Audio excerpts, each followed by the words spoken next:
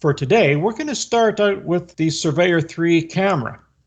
This is the one, apparently, that was cut off Surveyor 3 with bolt cutters, and we notice that there's a cable hanging down here. All right. Now we notice there on this one here, these are all from Surveyor 3. On the middle picture, we see there's the cable coming down and tied to this strut. So the article claims that this is a safety tether because it's going around here and down around there. It's tethered off. Now on this same one, Surveyor 3, we have the same tether, only this time it's a wire and it's going into the back of this camera unit. Now when you look at the documents that we pulled up, this is to control the servo inside of this mechanism to control the tilt of the lens. This over here, this motor mechanism over here on the side, this helps to control the azimuth of the lens. And there's another motor inside of here that rotates another filter system with filter lenses on it to filter out whatever they want to filter out. The problem is that when you look at this very first image, where's the wire inside of this? Where's all the wires in this? Because I'm going to show you another video that shows the wires going up the outside of the cable when they're testing it. But how do you cut this so clean? This has been cut with a knife or an X-Acto, something very sharp. But how is this going to work when this over here is claiming to be a tether? And it's tethered off to the ring on this strut. How can that work, anything, when there's supposed to be current and signals going up here to control the mirror inside of this? So we have three discrepancies here. Here's the cable, no wire. Over here, they claim it's a tether. And over here, the wire's going right into the backside of this. And then we'll take the schematic of the camera up here. There's the cable right here that's been cut. This is where they're claiming it's a tether because it's coming down here and then it's clamped off to this strut. Then you look over here and it's an actual wire going into the back to control everything. And then over here we're back to a tether again because there's no wires inside of this. On the left is their model of it, and you can see the motor is attached to the mirror on the shaft so that it rotates the mirror. And inside you can see the camera lens sitting there and part of it in the mirror as well. It's reflecting off the mirror, but the motor is attached directly to the shaft going to the mirror to make it rotate. The one on the right, the motor's not attached to it at all. It's just a mock-up. And inside there are more wires going through into the inside, but they're definitely not in the other image. The working model that they had there on the left-hand side is one that they show off what's on the claimed lunar surface, and the mirror, of course, there is covered in dirt. He swiped his finger on it, and it's the only spot where there's actually dirt on it whatsoever. If you pull up the schematic, you can see the hole. If you bring that up full size, you can see where the motor control and the relays are, and it's just a rope coming down there. That actually connects on the photographs from Apollo 12. That wraps around and connects from the left-hand side to the right-hand side. It doesn't come down as a tether. It's supposed to be an actual cable.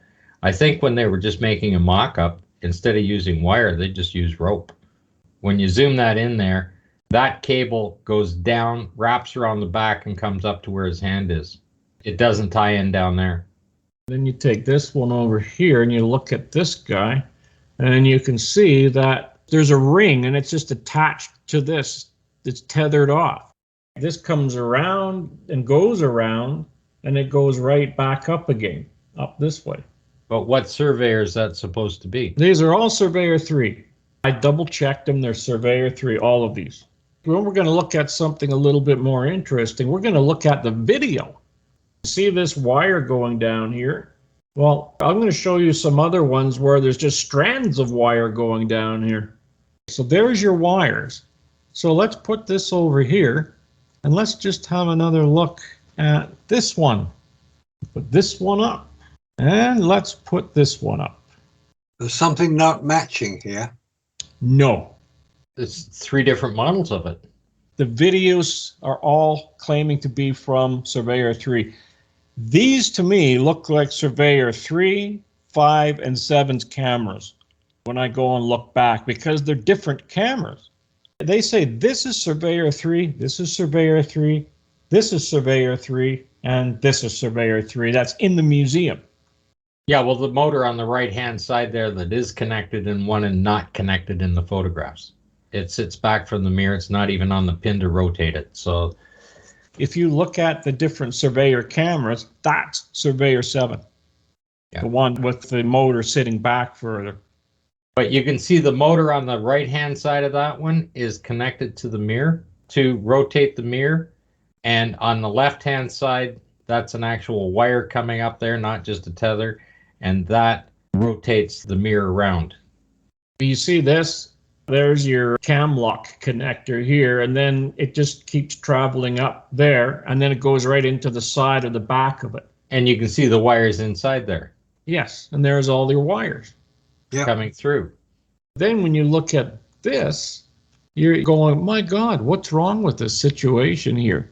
And then you come to this, and it's a rope.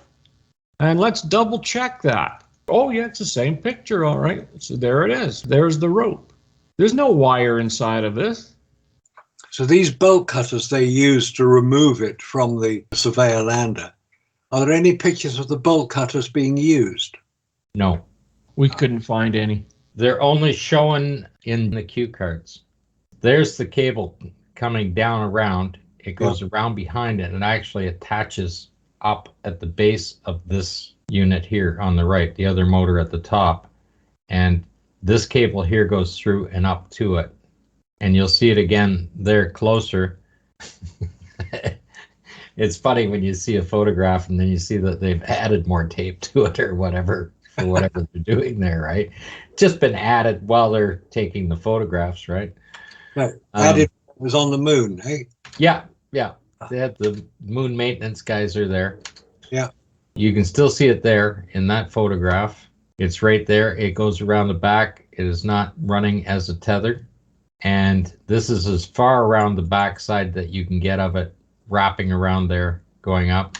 And then it does get to the other side here when he gets his fingers on it. Now, this is interesting because when they're operating this little boom arm out here with the shovel on it, they have a cable controlled device to operate it up and down, and there's a shot of it laying there. There it is there. That cable runs down and out, and you can see that in other videos when they're actually operating that thing on Earth to practice with it. This cable's out, running out like that. It's the only shot you see of it like that. Those are just the little quirks that are on this machine that should not be on this machine. You can see all the control wires going up this little cable going into this connector here, this little cam lock. You can see that there's wires there. So where are the wires inside of the cable on this one? So you can see it there, you see. Yeah, you'll be able to see the filters that run over the top. They show them rotating inside. If you go in that little video where it shows the antenna, calling it a planar device, that's supposed to be a planar antenna. And then that's what a planar antenna looks like. They're three-dimensionally in design and they are directional. But the main thing is a planar antenna. To control it, you need a computer. Surveyor 3 does not have a computer on board. What the military used that particular shot of that particular machine there, that's 75 kilowatts for a distance of 250 miles. Just so people know, because they keep telling me about communications and everything else. And all of these people that comment in there, we appreciate that you're commenting. If you think it can run with 20 watts to the moon, if you can do anything, take your knowledge. Take that basic knowledge that you are so convinced in that, and you go to a radio station that puts a 50,000 watts for a 100-mile radius on there, and you show them that they can save so much money if they only use just your 20 watts. And I because don't it's think only so. 100 miles, they only need a couple of watts, right? But they use 50,000 watts for a 100-mile radius, 160-kilometer range on the radius. That's the range that they're given with it. That's what they're licensed for. And they're limited to that amount of power. But all of these people, with all of their knowledge, they could solve all of these problems, communications on Earth, with their little 20 watts or 10 watts, whatever they think the hell they're doing to get communications to the moon. Because you don't have to worry about radiation in the Van Allen belts, the plasma, the anything else on there. Nothing. You're simply on Earth and you can communicate everywhere. And with those 20 watts that you claim, you should be able to pick up a radio signal anywhere in the world. Yeah, but now when you look at the planar antennas, you can see that without those lobes that are integrated between parallel and series that are up on those panels individually, if it's a planar antenna, you have to have those lobes somewhere on that surveyor. I don't know about you, but I don't see any. And then show the one where it's just a desktop. But this camera really takes the cake when you have 3 cameras that these guys are claiming to be from the Surveyor 3, and they're clearly not from the Surveyor 3. They're from 3, 5, and 7. They're from different models on Earth because none of them were taken anywhere else. Let's have a good look at this planar antenna here. Piece of particle board. We've discussed this before. There it is. Looks quite convincing, doesn't it? This is probably the coffee counter that they cut off. They trimmed the edges off there because you're coming out of the washroom and there's your coffee counter and it's trimmed off for shape. And they took it off and stuck it on this machine. Oh, we should see the other side of it, because when you do get to the other side, there is not one single bit of- solar cell. That's the only shot. What do you see on there? See those solar cells? Nope. You've got a shot with solar cells on it, and you can actually see that they're solar cells. This has got some banding on it. Might be duct tape or something that they've stuck on there. Or pencil lines, Sharpies. That's the only shot of the thing. If that's the solar panel and this is a planar antenna, they've got a whole brand new bit of technology. There's a little better shot of that. It's completely devoid. It's almost as if they've used the model that they had. You know, that film you showed originally, Robert, had the background of the lunar or alleged lunar surface, which were the photographs that we were shown when they were demonstrating the ability of the Surveyor camera to photograph the lunar surface. They just laid them out behind the camera, because if they had photographed the surface, as they claim to have done, and then they used the same photographs as the background to the Surveyor camera, people would be convinced that what they were looking at was real. In fact, it was not. It was all done here on Earth under controlled conditions, as were most of them, because there's no evidence of any bolt cutter being used anywhere. There were knives, possibly, to cut the cable. That bolt cutter is not in their equipment list either. Oh, another thing. I Good found a movie. It was called Apollo 12, Pinpoint for Accuracy. I found a color photograph of the Surveyor 3. And it came from a Hasselblad camera, too. This sequence is all color until you get to the guy's helmet. Now it goes back to black and white. But there's the reticles. So it is from a Hasselblad camera, except they have color film in it. So how was that photograph taken? Was it from the lunar lander as it came into land? You can see the reticules on the ones that are the still images, right? There we go.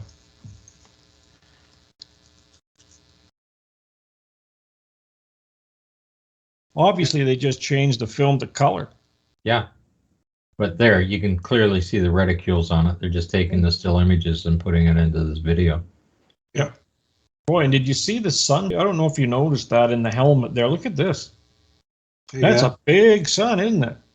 That's not a sun, that's a large spotlight. Precisely. But how would you get so many of these little reflections across here? That's the fill-in lights they're using. Make sure the shadows don't get too dark. And now we're back to a big sun. Yeah, Big sun. spotlight again. Now we're back to small. Yeah, we've got lots of little fill-in lights there. And then, of course, you have more junk here. It's not a rock. And this scoop's going for it. You can see it looks like the scoop is going for whatever this is. I mean, there's a little post here. There's a post there. There's one here. I mean, you don't get rocks that are like this either.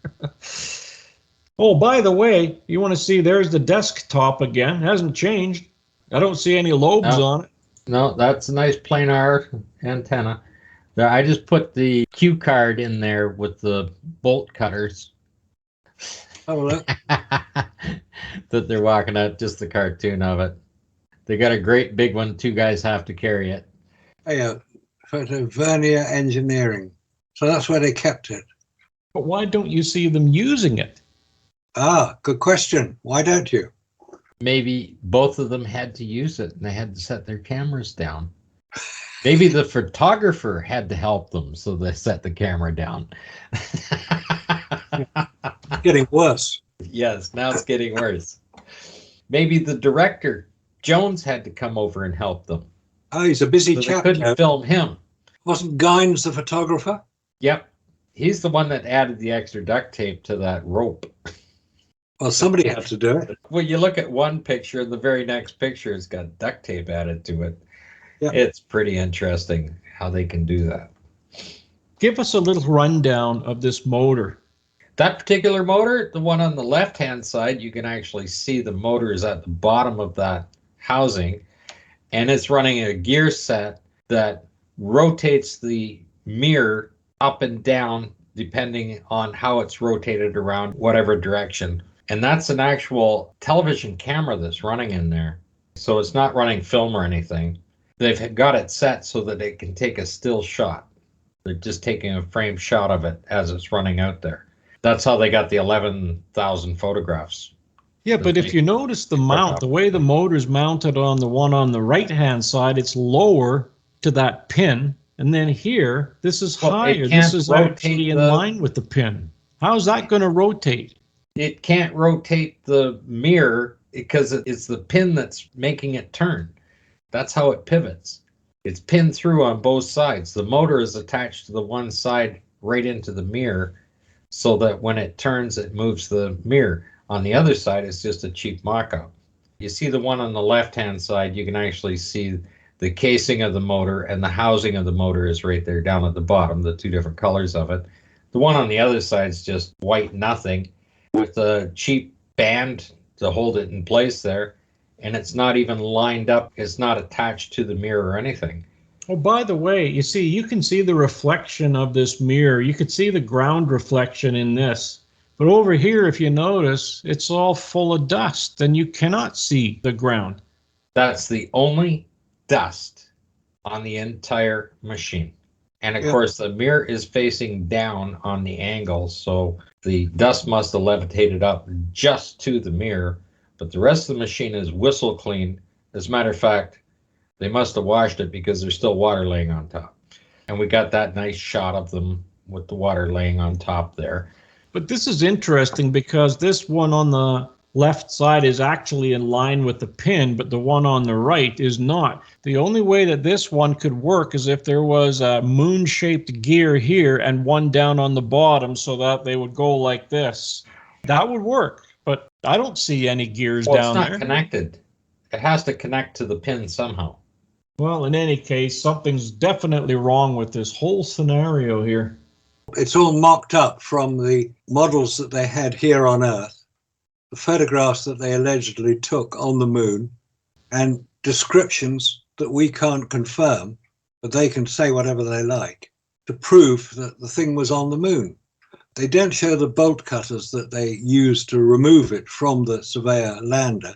And if they had, they would be very obvious because bolt cutters are not clean cut.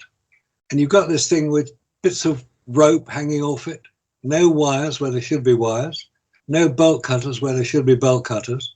It's like a mock-up, just like the LEM is a mock-up. The LEM is a complete mock-up. I mean, there's no compression on the legs, nothing. Buzz Aldrin's right up against the door frame because there's literally nothing inside of that thing. They just needed the leg with the ladder coming down for it to sit there and the basic shape of it. And they didn't have to fill it in with much because they could just put the Mylar right over it. Yeah, they did. Yeah. So it's really easy to transport that around because there's basically the weight of that machine isn't there. All of the stuff that's supposed to be inside is not inside that model that you're seeing for them to climb down.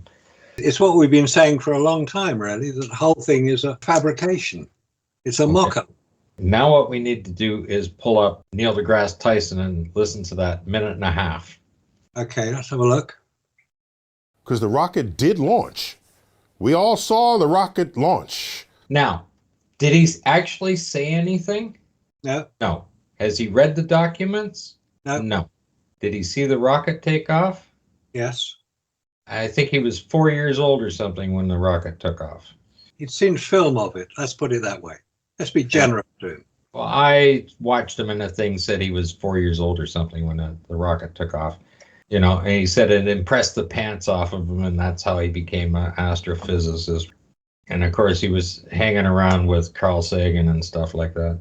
He hasn't read the documents because if he's as educated as he tells everybody he is, he would very quickly see the anomalies in the documents. He would only see them if he was looking for them. But because he's looking for confirmation of what he thinks is real, he won't see the anomalies because he's not looking at it realistically. Blindfolded. But if he claims he's that intelligent, he should be able to just look at it objectively and see all of the inconsistencies in the documents. Yeah, of course. Quite right. When we point them out, I mean, there's no way that you cannot refuse to see them again when we point them out. When we point out that that computer can't function the way it needs to function to operate as a guidance system, that it simply didn't have the capabilities. Just go to a dollar store and buy a calculator and set it on the table. If you can make that operate as a guidance system, because that's all they had to work with. And by the way, the one you buy at the dollar store today is hundreds of thousands of times more powerful than what their machines were. I mean, they're still running around with swipe cards, and people don't know what swipe cards are. 40, 50 guys running around in a room, 50, 60 tons of equipment sitting on the floor, and 400,000 amps all over the place to drive it, right? You got a 440 main trunk line coming into the building just to power the thing. And I mean, that must have been one hell of an expense to build all of that into an institution like that. And then, of course, within 10 years, you can actually do the same thing on a desktop. But it didn't happen in the 60s. We're into the mid-1980s before you got a desktop computer that was even viable. The other models out there did nothing, but they were very specific in what they could do programming with, because you didn't have random access memory. You had read-only memory. In the 1960s, that was on a wire core. I mean, you got 16 kilobits of information on a 4-pound block. Kilobits, not kilobytes, kilobits. And it would take 30 to 40 seconds for that to load. 16 kilobits. People just don't understand that. That's like one little paragraph of information. And that's all it could store. And then you had to hold a button and let it reset until it discharges before you could load the next one. People think this was operating a guidance system or anything else. Crazy. It could not receive the information. That's the problem. It's pre-programmed. You might as well take a jukebox and let it play records for you while you're going, because you can't put the information back in there. And people say, oh, well, they just sent a signal. Oh, they upgraded the signal, or they did this and they did that. Did not happen. That's why they still had a room for 40 guys sitting in there with slide rules to do the calculations when they're so-called out there on a sextant reading the stars. Slide rules were very important to NASA around the mid-60s, because that's all they had available to use. I think most of the people listening would have to look up to find out what a slide rule is. It's simply, we're full generations away from that kind of stuff. Remember we were talking about the degrees of the triangles? We can show our audience. While you're looking for that, Scott, there's something I want to comment on about Neil deGrasse Tyson. He makes this big thing about all the scientific calculations that were done and how everybody would create those. And he says, well, why would they do it if they were faking it? Something along those lines. The point is that one of the major points raised by many people is there were 400,000 people working on the Apollo program right across America. They were the people who were creating all these scientific documents. And they were doing it quite legitimately, believing that what they were doing was legitimate scientific information. They had no reason to believe it wasn't. So the idea that they weren't creating it is nonsense. Of course they were creating it.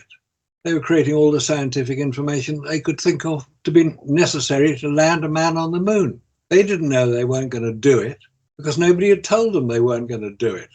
They were genuinely believing it was going to happen. And they see the rocket taking off and they think, oh, look, they're going to the moon. And the only way they know they're going to the moon is because NASA tells them that they're going to the moon. So all the work that they were doing is going to be legitimized. And those great stacks of computer printouts we see, sort of standing about 5 or 6 feet high, they were quite legitimate. Of course they were. They were printouts from basic mainframe computers. But not everybody knew. In fact, very few of the 400,000 people knew that it wasn't going to happen the way we had been told. Because how would they be informed? How would these 400,000 people be informed it was a fake? They hadn't invented email at that point, so it would be a memo or a letter.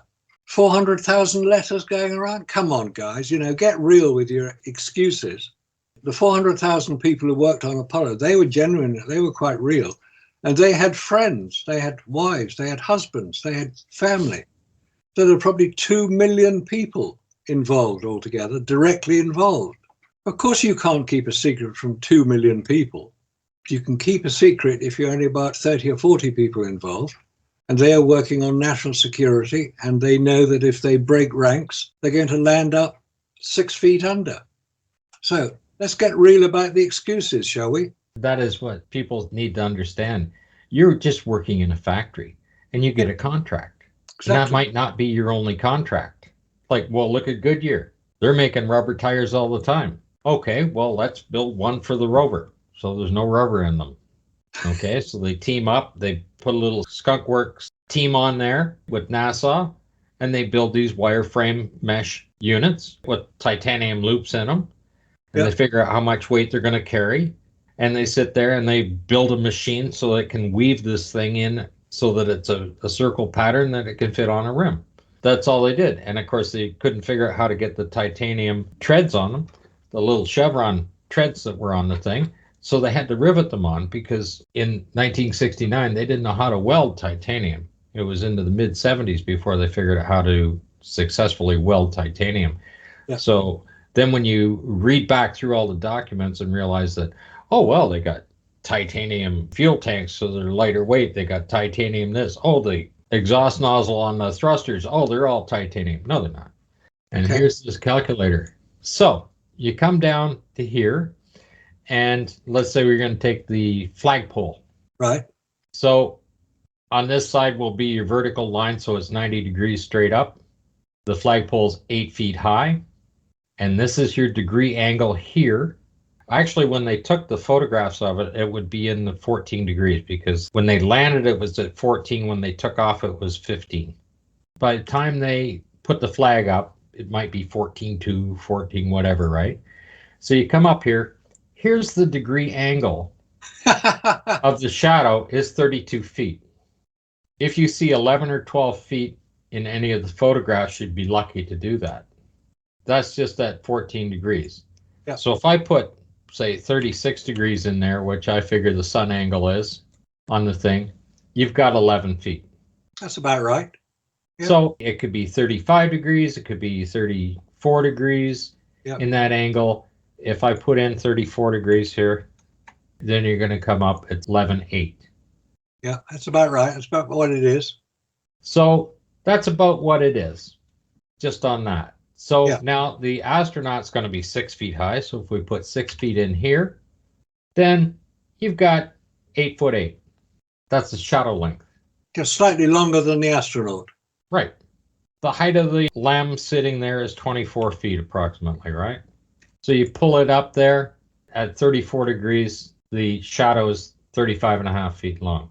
However, if you pull it back, when they landed and all those beautiful photographs they took out there at 24 feet at 14 degrees, and you put it in there, it's 96.2 feet long. Now, we don't see that shadow length anywhere in any of those photographs. No, we don't. No. And this is what people need to realize. They could have changed the angle of their lighting when they're shooting the shots. It might be up and down 5 or 6 degrees on some of their angles, you know, if they're using a little artistic license in their shooting to get the best shots out there. But we do not see these shadow lengths on anything. It's No. as simple as that.